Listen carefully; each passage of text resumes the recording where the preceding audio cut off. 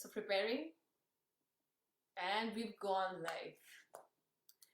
So hi everybody, welcome back to my 23rd, if I'm correct. Are you 22nd mom? 22nd, you said, yeah. 22nd mom. Sorry, I'm like lined up next 40 moms, and I am 1 second. Yeah, so welcome everyone, and the countdown is begun. I think I am on almost my whatever the math is, like it's the 16th today, and it started on the 1st of August. So, and I calculate for me how many more days left for our 84 days. 84 Wow. days.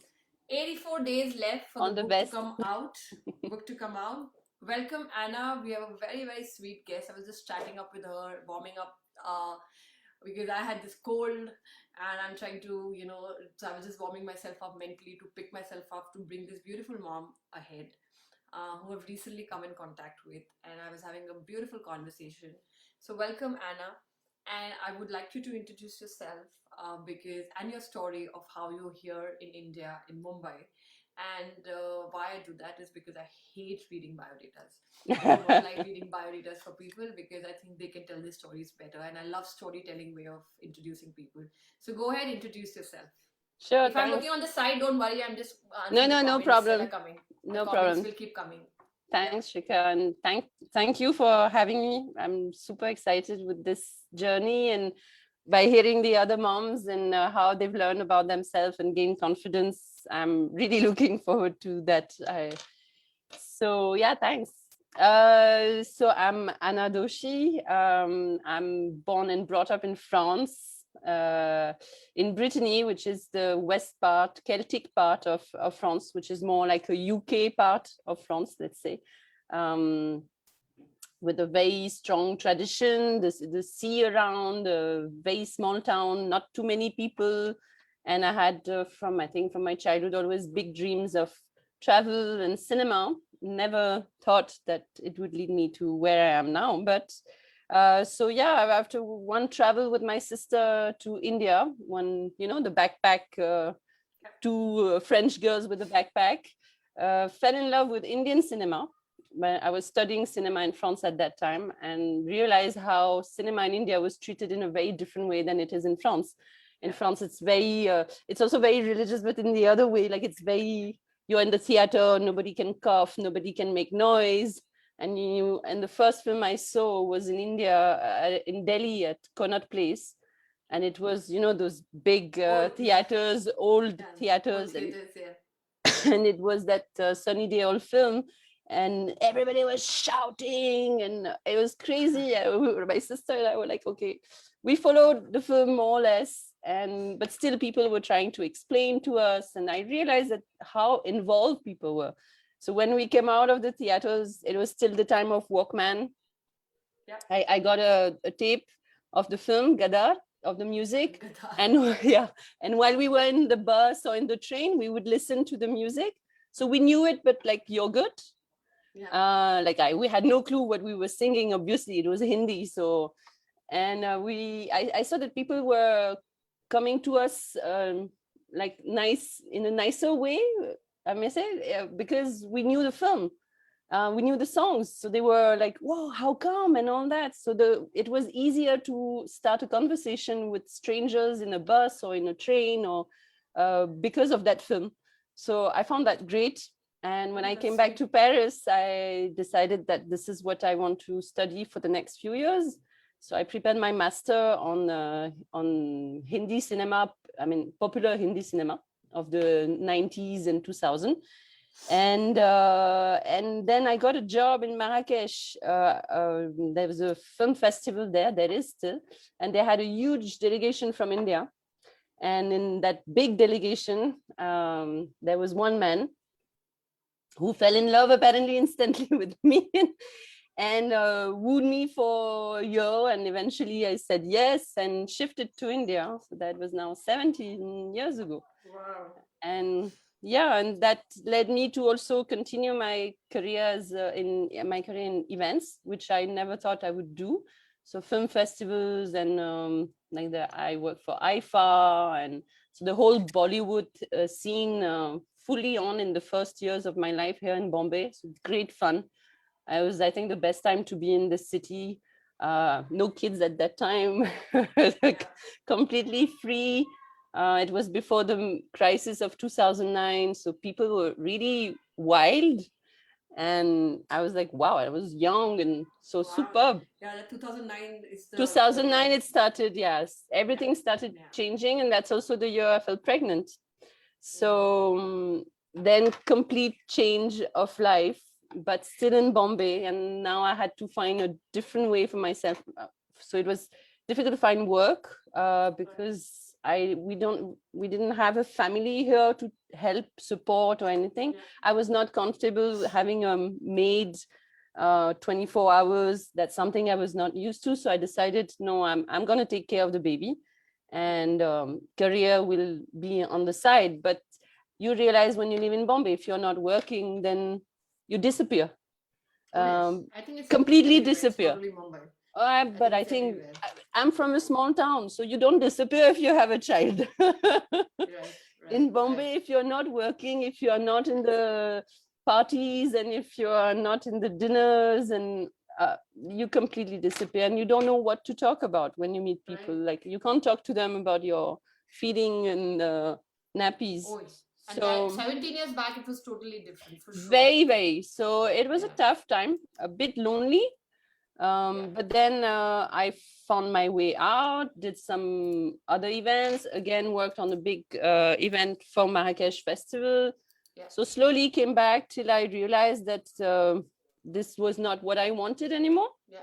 And that seeing my son growing up in India, I realized there was not much access to culture the way I had access in France. Even in a small town, you have huge access to culture. There are museums, theaters, movie theaters, and live theater. Right.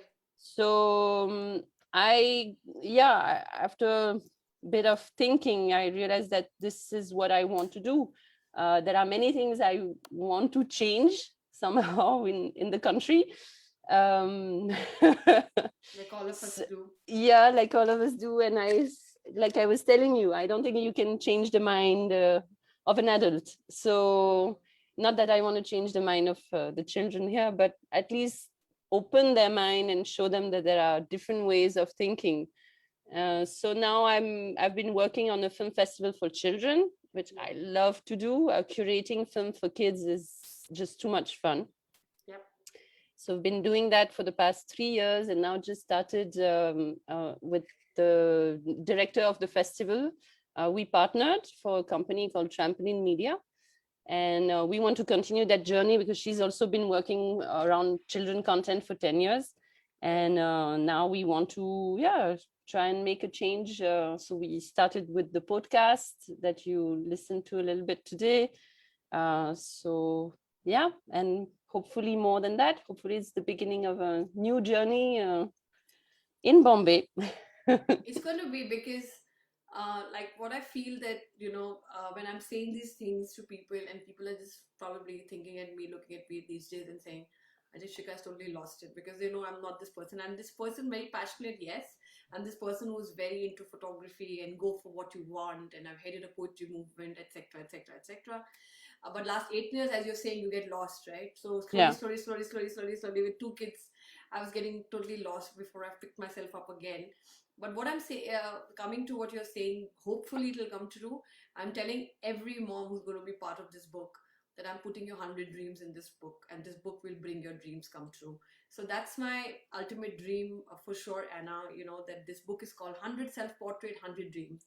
Once you take the journey of the self-portrait, once you discover yourself and put yourself out there, and these 100 dreams are put right next to your page, that this is who I am, this is my journey, and this is who I am.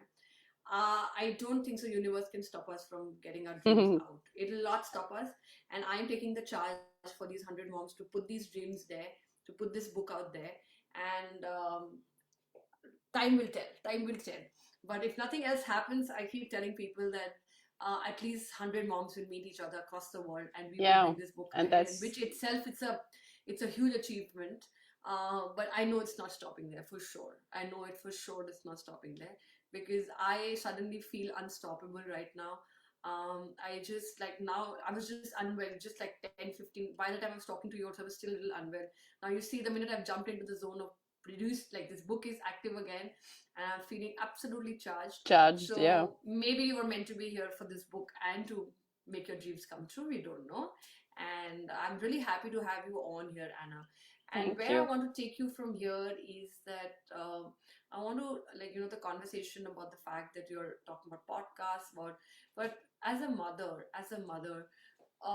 what is your journey like? Like, not that what you feel. Of course, every mother feels special, but there are a lot of emotions that we feel as mothers, and that's why I keep telling everybody that the minute we become moms, we start going like this, like this, like this, and the minute we start going like this, even the fact that a lot of mothers go like this and stay there for a very long time before children leave, and then suddenly like, oh my god, we're so deep down that I don't even think so we have the strength to come back up, you know. And that doesn't mean to say that uh, all moms feel that. I've been very blessed to meet some moms who are still trying to figure out things and doing the balance. Why do you think that happens, and what is your journey of, like you just mentioned, that 2009 I was pregnant and then I felt that you're lost. Why is this city forgetting mothers who's bringing life to this world? And it's not this city but everywhere. I thought it was No, I think, India, yeah, it's but this it's not kind of India. city, not just Bombay, but this kind of city where A the fast fast city. city where it's a business city, right? It's a Yeah, business center. So you come here to make business, to do right. business, not to raise a family. But Yeah, yes, in the middle of it, you will have to, or you will yeah, maybe have to raise your family. For me, it was tough, and it's still tough because I come from, like I said, I come from a very small town where I mean, my parents' house was filled up with cousins and friends, and like I have a huge family. It's always so party do I. time. Yeah, And here I come, and my husband has his family also here, but they're not that close. yeah, And he's a little older than me, so his mother is also older, so never really could physically take care of the baby, yeah, yeah, my son, when he was small. So I was, yeah, pretty alone. Plus, it's a different culture. You do things differently, yeah, and I had nobody to really, give me advice. I mean, at that time, the only person you want to listen more or less is your mother, I think, or your sister, or right, like someone right, close. Like right. you were saying, everybody's telling you what to do, but you don't want to hear them. You want to do Yeah, what you feel is right. And usually you're in absolutely. sync with your closest, which is, yeah, your mom, your sister. Or... Right. So I had none of that around me. So it was a little lonely. But well, I managed somehow. There has been many ups and downs, but now Inan is 12 and he's my strength. Yeah, He's the one who keeps me going. It's for him I want to achieve things. He's been the inspiration in the past, I think 6 years. Yeah, whatever I have tried to do or achieve is because he gave me the idea, or because it was I was thinking of him. So he's been my muse for the last few years, and he's my strength. Like he looks at me like, yeah, if I complain about myself, he'll fire me. He said, no, look at you, you're fine, you're this, you're that. He's adorable. So I'm a super happy mother after all, yeah, years of. But even those tough years, you tend to forget. Like I was saying, we thankfully we forget the tough times. and we And have so I much think to it, do. yeah, We have there's so so much much to to do. do. And How now can you carry what you felt I during those I years? just And want him to be happy, and happy. It's not success, it's nothing. It's just to be happy. I have, of course, wishes and dreams for him, but I know that he will do what he wants to do. But yeah, I just want him to be happy and solid enough for what's coming, because that's my fear. Yeah, what is coming for them is a big yeah, fear. yeah. For And all of us, especially yeah, post I think COVID. we all are there currently. So Yeah, yeah, again, we were talking about the podcast about the dads, and so we've interviewed one dad who takes care of his children a lot. It's really like 50-50 with his wife, and he was asked, like, why only one child? Is it because you have a brother who also has a child? He says, no, just because I'm scared. I don't want to have another one growing up between four walls. And if this becomes a normal thing, then so yeah. So except that fear that I have from my son about his future, how it's gonna be for them. Yeah. Other than that, I'm super proud and happy mother, and we have a great relationship. So yeah, That's he's beautiful. my everything, I guess, here, because he's whatever I miss from home in France. I have everything in a concentrated. That's what we do, Anna. I'm also part of a very big joint family where I think everybody was raised by everybody. Hmm, And what I always say that, what happens is that one mother is not meant to teach everything. I don't like I'm not good exactly. at math. I'm not good at math. I possibly cannot teach math to my child. Come on. Same. I had a story of, if you listen to some of my interviews, I have a story of flunking from class 1 to class 10 continuously because of whatever childhood struggles I was having. And then of course I did very well by getting into humanities. But that whole period, I mean, some lack is there in every human being when they're growing. But what happens is when there's a village to grow a child, somebody teaches cycling, somebody, like I can ride a big car, but I don't know how to ride a cycle. Can you believe Yeah, that? So yeah, I yeah. can't teach cycling to my child. I can teach him how to drive, but I can't teach him how to. And when we were kids, my uncles were teaching something to me, my aunts were teaching something else, and everybody was everybody's child, and everybody was learning from older siblings, younger siblings. We just, the older ones were taking care of younger ones and learning how to take care of children and how to bathe them, how to play with them.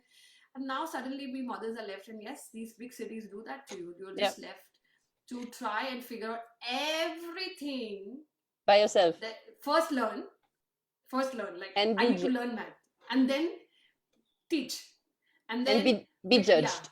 and be judged, and then be that one voice that's really annoying, I think, to any child or human being. The one to voice that taken away, is teaching the same thing. I think the variety goes away, the Yeah, learning goes away, the personalities, that they have to deal with, everything gets by. So I feel very blessed that I was raised by a joint many family, but of same. course raised my children in a nuclear. And I'm trying to be my uncle, my aunt, my everybody. I'm trying to be so many people, and it's exhausting. It's exhausting. And then you ask a question, where is Shikha got lost at the age of 31? She was like becoming this photographer who was, in papers, and she was coming everywhere. And then suddenly, and today I'm turning 40. In the last 9 years, what's happening? Where is she got lost? And now people who know me, I'm come back in my essence, because I realize that if my son doesn't look at me tomorrow and think I'm a winner, he will never know what a winner is. Exactly, same Like, thing. he can't be raised by a person who's feeling very low in life, who's not feeling that she cannot achieve, who does not have a good self image, who feels probably, my hair have got spoiled, my skin has got spoiled, look at my dark circles, and look at this COVID. So I decided that unless I put myself out in the universe and make myself possibly, first respect my own self, that yes, you can do it, yes, it's amazing and you're beautiful still, and you can still look really gorgeous, and also become, my child's, somebody he looks up to. He looks up to somebody in the house, not a mother who's totally losing it and breaking down. And that's why this book, so that I don't want that mother to break down and say, I'm like, fine, there's a period of 2-3 years which is uncomfortable because child has come into your life, you've given birth, you have to recover. But it's possible. It's possible to start living. Forget about juggling, forget about balancing, but it's possible to start feeling life back. And that's the thing of this book, Anna. And I'm so glad that you're in it. You're from a different culture, but what do you think? Because this is, I kept telling people, this is not an epidemic. This feeling of this motherhood is not an epidemic, it's a pandemic. I found it in my research that it's happening throughout the globe. It's not, this kind of a pain is not in one country concentrated in one tradition. It is throughout and throughout. And COVID has made it even worse. Like all the mothers are united now all over the world with this pandemic happening. So this is also a little this issue that's very global, very this thing, and that's why I brought these global moms together. What do you feel happens to mothers, and why is this camera like she doesn't want to see who she's become through this camera, and then she keeps doing this all the time? I don't want my picture. It's funny because when you told me that the first time, I went back to my grandmother. So I was telling you that Anna was actually the name of my grandmother, and she hated the camera. And I've seen that while growing up, and I was always told that I looked like her, that we because Oh my God. I was her favorite because I was the last one for a long time, so I was completely cherished by her. And so that there was a very big bond between me and her. Even sometime, like something that happens in her life would happen in my life, like it became that kind of thing. And there was exactly 60 years of age between us. I mean, there were many things like that, and she, even in the end, I know, was thinking of me as herself, like Right. she was living through my life again when she was really old. And so she hated to be in pictures, and it was every time somebody would bring the camera out in a family dinner or something, she would find a way to hide, because she was very uncomfortable with the way she was looking. She had put on weight through the years and she was not happy with it and all that, so she never wanted to be in the camera. And I realized I've started doing exactly the same thing. Like if somebody brings a camera, I'm hiding. And my partner at trampoline, she has that joke with me that you're never on the picture. It's like you don't exist. And then we heard about a film. I think it was an Indian film. I'm yet to see it, about a woman. She's going to die, and you when you die, you need to put, after you die, you need a portrait, right? Yeah, yeah, yeah. And she can't find one damn photograph of herself. So she runs What? all around to find that one photograph or something like that. I mean, that was the premises of the film that we heard about. So Neha looked at me and she was like, see, this is what's going to happen with you. There's not one damn photograph of you. And And I'm like, yes, actually, I take photos of my son with my husband, my son with his grandmother, everybody, but rarely will I allow anyone to click a picture of me. And my son first. I will always, if he takes a picture, I erase it the minute after. So that's why I need to, I I need you in arrived my life. in your, yeah. So I have arrived in this world, Anna. It's not going to happen to moms anymore. I will make sure that these moms at least have that one picture before they die for sure. You can take it from my book. At least these 100 moms will have that picture. But jokes apart, it's unbelievable. You never told me this when I had a conversation with No, you. But no, because this is what I was yeah. finding, and that's why your yes came very quickly, because this is what I was finding. I was finding this fact that like people like that's one of my very close friends, and I was telling you that I'm very proud of you. You're doing a great thing, but you know what's happening to today's mothers, because they are very vain and this world of photography. I said no, it's not happening to mothers today. It's been happening forever, Yeah. and this is just a symbol of dimming your light. Not coming in front of the picture is just dimming your light, because if your light is shining, which is this human being on the surface of this earth who doesn't want to see that beautiful picture of? I can guarantee, if the human being thinks they're the most beautiful, they would want hundreds of pictures of them everywhere, because they would want to put them, they would want to put it on the wall, they would want to give it to the children, they would put it on the social media. But it's just because we just think we are not. And I was telling him that it's just the difference is that the camera was not so available 2 generations before.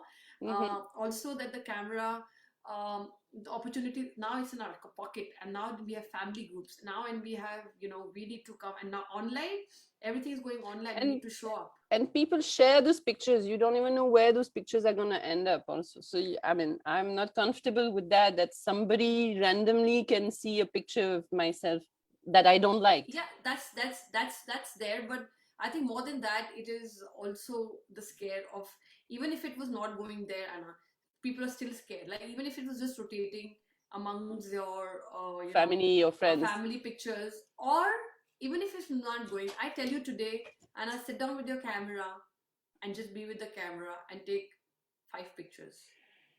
I mean, you will be like totally like sitting like this, and you would be wondering, including me, because I've taken this journey. I'm like, I'm a photographer. I can do this, and I'm clicking, and every click I'm looking at, it's like, oh my god, just look at what's happening, and I'm just like trying to throw it out and delete it. That's the first button we press, we delete. And then you're saying your grandmother felt that. And this is exactly what I worry about, the ripple effect, that I think probably when I was calling you saying the ripple effect comes on your children. It came on And me. yeah, it came on you. And I have met somebody who's 75 years old recently said, oh, no wonder, like my mom used to not like it. And she's 75 years old. And, and she said to me that, and I used to say that people will say that, oh, you look like like you just said, you look like your grandmom, and when your grandmom thinks she's not beautiful, your first thing is, oh, I think she was not beautiful. Am I Yeah. beautiful? I saw her beautiful. I mean, I never thought Not she was you, not but beautiful. I it's a was someone. happy. I was always happy when people would tell me that I looked like her, because Yeah. I was a little girl and I was like, she was my grandmom and I Yes. loved her. So I was very close to my I grandmom, but was always very proud, on the contrary, that, oh, I look like my you look like, grandmother. yeah, But see, she still didn't have that confidence in her. in So herself. And yes, and then mother I was talking to was 75. She's like, my friends used to say I look this like my mother, and I used to look like that and say, really, I look like her? Because I think my mother hated pictures, and it happens different effect on different kids. But that's another thing that I'm trying to stop through this. It's just the camera I'm using, but the issue is the same. there's another story that I think I didn't tell you, so I thought of that afterwards, is that so whenever I have a Zoom call, in the past 1.5 year, makeup and all that. So my son in the beginning, he used to ask me, where are you going? I'm like, I'm not going anywhere. I have a Zoom call and I want to be a little presentable and all that.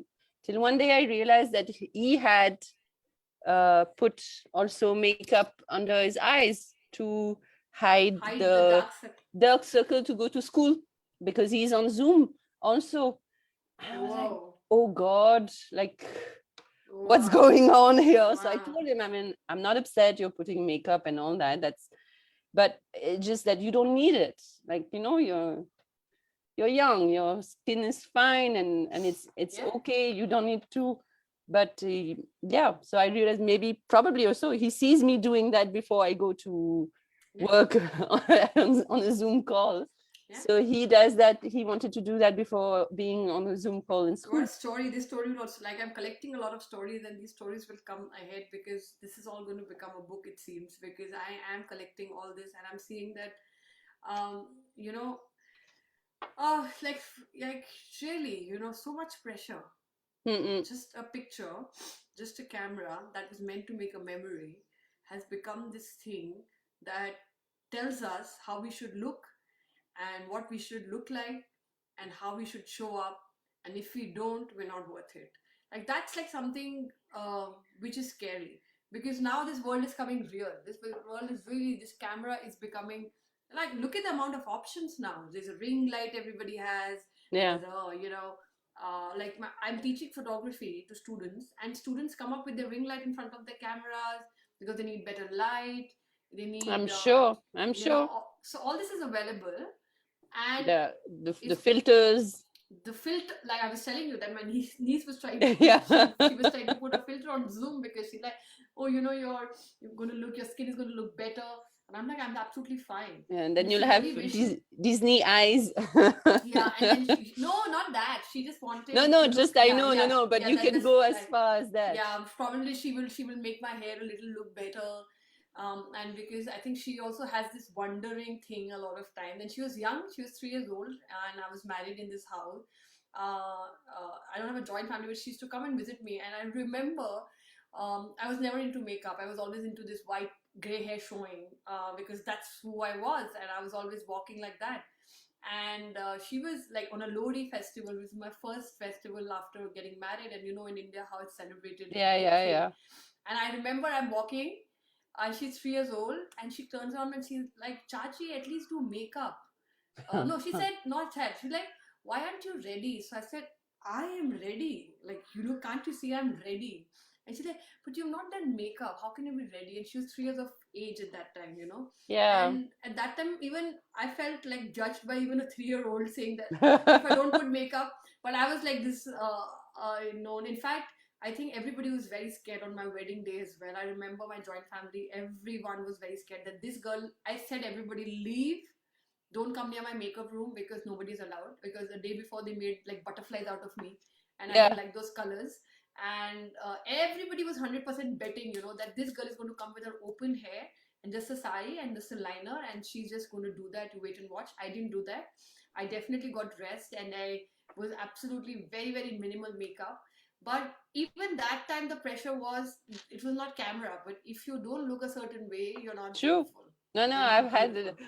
I've had so many weird situation with makeup for those events or wedding and all that, and now it's very clear. It's like nobody touches my face. I'll do it because otherwise I look like a katakali kind Yeah, of. yeah.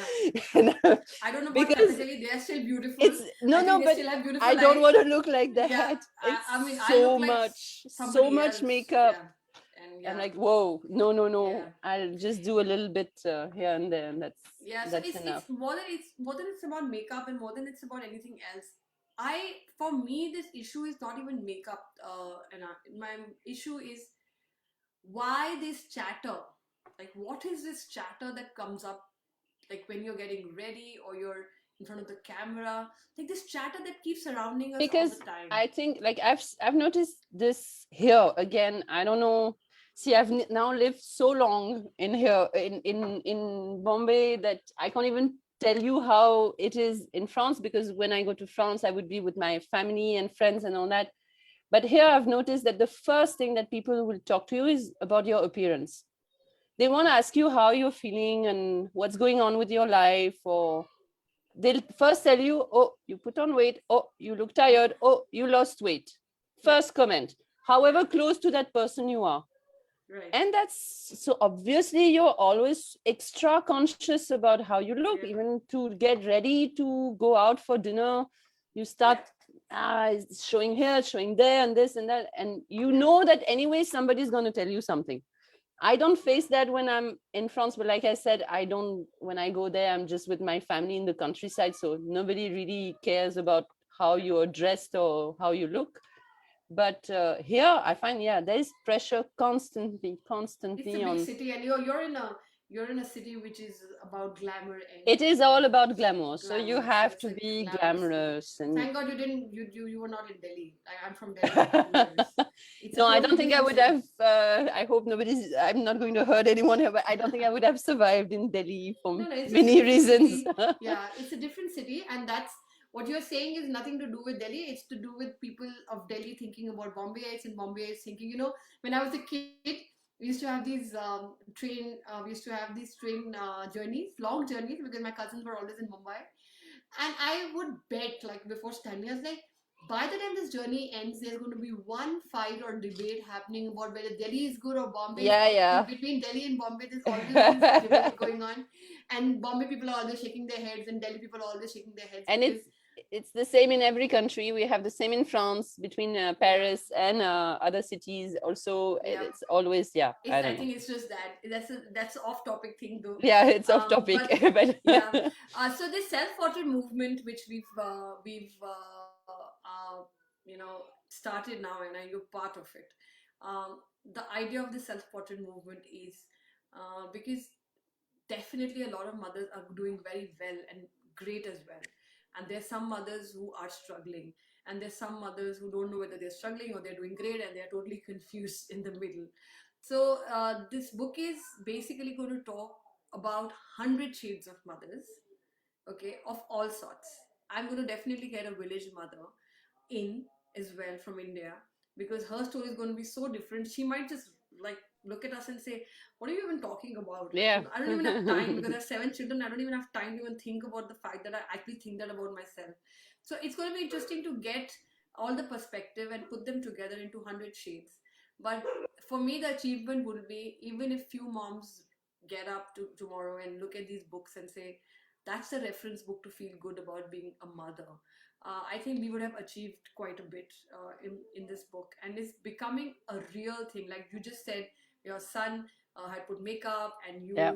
your grandmother never used to do it. So all this is confirming to me that I'm not making it up. Till like No, the more no, you're not. doing interviews, everything I was saying before we started is actually coming, in reality in front of me and saying that this is the right thing and this issue must be held in the most delicate way. This is not an activism kind of a movement or something. It's called a movement, but it's the most gentlest movement to gently tell mothers, come in this book, stay in this book, find yourself, put your story there, and help another mother. That is it. Like, that's my only thing for this book. There's nothing else that I want. I don't want to start saying, oh, this mother is better, or that mother is okay, or that's not.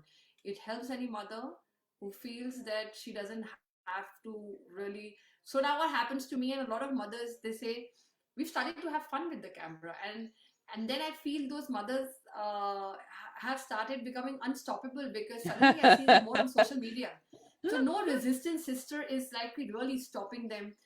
Because as you said, your sisters, everybody will first say, oh, your dark circles, you've lost Yeah. weight, what's wrong with you, what's happening? And the resistant sister is just moving away, and we will see what happens. And they also say that what you think you attract. So I think these mothers also Clearly. becoming unstoppable. And I'm putting myself, I was never in social media. Believe me, if you go back 5 months back, you would see me not at all on social media. But I'm there, but I'm there in a very proud way. I'm there because it's making me connect to people like you and other beautiful people all together, and we're joining hands to do a good project, and it's worth it. It's totally worth it. So No, and like you said, I think if you see confidence in that photograph, the confidence of the woman, the mother, then no one can say anything to that photo. So, and even if they do, that's no, but it I doesn't don't. matter to you. It doesn't matter to you. Yeah, but I think that's what you're bringing, confidence. Yeah, And my brother that's yesterday told me in Insta, go change your picture. You look like a ghost because you know the light had gone down while in the middle of the interview, and of course the lower light gives you that that ghost kind of a look. So I was like, I don't care. It was a live, and I don't care. For me, the conversation was more important. He's like, you don't care? Go change the thumbnail. It's looking so odd. I'm like, I don't care because I genuinely didn't care. Otherwise, I would have gone. I would have found out, deleted that video, changed that video, done something. But I'm here, I'm just like, it's not about looking bad or good. It's just that I don't care, and I'm not going to see the replays. I'm going to operate like as if this is my life. I'm on stage, I'm performing, I'm having a conversation over a coffee with you, and it's Yep. shut. Next, mom. I'm Yep. not going to sit down and think what went right, what went wrong, because that's No, driving us then nuts. you can't do that. It's driving us nuts. So it's beautiful. What else so this book is called 100 Self Portrait, 100 Dreams. Are you excited first about taking your self portraits? Are you ready to do that? I'm a bit scared, as Are you can you? imagine with what I just told you. I'm really not confident about my look, and so taking a picture. But I'm also curious, and I think no, I think it will bring something that I need at this point, and Close your eyes and because what do you see? So I am doing this exercise with all the moms, that if I need to define you, what's the word that will come to define in that one picture? And whatever, gosh, like, so like if you see, and if I've unfold, like I've just opened the page like that, and that's Anna's page right there. What picture do you see, Anna? I hope there'll be some trees and nature around, which Yeah. I'm desperately in need of, coming from the countryside and being in Bombay for 17 Oh years. yes. Oh, yes. That, and I would see a lot of people. I'm a family person. My mom is a bit the pillar of the family, and I always thought I would be the next pillar, and I'm 7,000 kilometers away from everyone. So But you're a pillar to your own family, your own son. no, yeah, I'm pillar. So You're a pillar that, still. so but for me it's family before everything. I just I'm a family person. I kept telling my husband that when I was a little girl, I used to dream of that, of having a house filled up with people and Oh, so much like me, dog, Anna. like a not necessarily a big country house, but some old house filled up with people coming in, coming out, not ringing the bell, not calling before coming, just entering and exiting. Oh my god, you sound so much like me. And I now always wanted. imagine I'm in Bombay in a flat between four walls. I So I it's I think it'll change for you. I feel no, this. I see I'm this. counting my years. No, I feel this, and I see that this book and this journey of self portrait will change a lot of things for a lot of mothers. It has changed for me, for sure, and it'll change for you, and it'll change for a lot of mothers. And then those mothers will see you as inspiration and changes for themselves. The ripple will happen, Anna. And let's find that one picture for you. Yeah, After this conversation, I don't know why I see a black and white picture of you holding your son and lying down and holding him. That's the love and the nurturer that I see oh in wow, you. yeah. And I see this very clear picture. But let's see what comes out of you, because that's again my opinion of. That's what I'm trying No, to tell I've everybody. actually, sorry, yeah, but even when you ask me for a picture of myself, I have very few. And if I have a picture of me, that is my son. Yeah. It's if I take a picture, it will be me with my son. Like he will hide just what I want him to, and we will be together as one, like it, like a monster with two heads. Wow. So yeah, it can completely be a picture with him. Let's see what comes out as your story, and I'll welcome you after this into the group. And we are going to do a lot of exercises to bring this journey to these 100 moms, and then bring a lot more journeys to start for many moms who will own this book and become, this book will become that comfort friend for them when they sit down and flip and see and stuff. So I'm very excited to see the book. I have no idea how I'm going to do it. It's 84 days left. I have no idea how I'm going to do it, but it's happening for sure.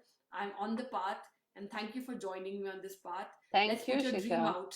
Let's put your dream out, because the book is called 100 Self-Portrait, 100 Dream. When I wrap up, I also manifest these moms' dreams. What's your dream? What is your dream? You want to know now? Yes, because you're putting it in the universe right now. Oh, so I hope the universe hear me. Yeah, to soon be in a space where I can breathe air and see trees and the sea, and just that's all I want at this point, and my son to enjoy that with me, and see that there is another world. Then it's not just a screen, and yeah, just be out. I just need to be out. I just need the nature around me at this point. So that's the dream. So we'll make this happen for you. We'll make this happen for you somehow through our prayers and our universe throwing this manifestation for you and these moms. It'll happen for you, Anna. And thank you for coming on board. By then the journey will end, these 100 moms will start loving each other, and I know that it's going to be a close community. I was when you were talking about how we used to teach, like you can't be good at everything, so in the village everybody would take a responsibility. There's a book I'll have to share with you about that, a community of women, a world with just women, and they don't own their child. The child becomes part of the community. So whoever can take care of the child, take care of the child at that time, and teach what they know to the child. Wow. Very interesting. I'll share that with you, because it's very close to what you were saying. Maybe we will become, in a way, those 100 women. Like we might become actually those 100 women who can actually nurture, because it's such a unique journey for every mom. And that book, definitely share that book, and we'll put it in the group for other moms to have it. But I'm really excited to get this book out. And definitely, like I keep saying, in a very vulnerable way, that believe me, I'm not coming with any back-end support of media and everything. Yeah, but hats off to you. Knowledge.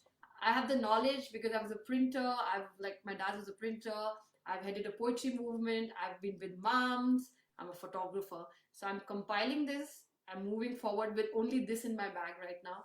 So I will need all the support that I need in terms of cheering me up, for sure. And everything else will fall into place. And I'm absolutely thrilled to have you. It's a great conversation that I've had. And welcome. And world will change for you and many mothers after this book. I'm 100% sure of that. So lots of love, Anna. And I'm going to go off stream. Don't go bye everyone. And we have some supporters here in our comment. And we have some inspirational moms who are going to support us as well. So I'm going to go off Facebook. Thank you so much, Anna. And thank you. Hope to meet everyone soon. Bye. Yes, bye-bye. Bye.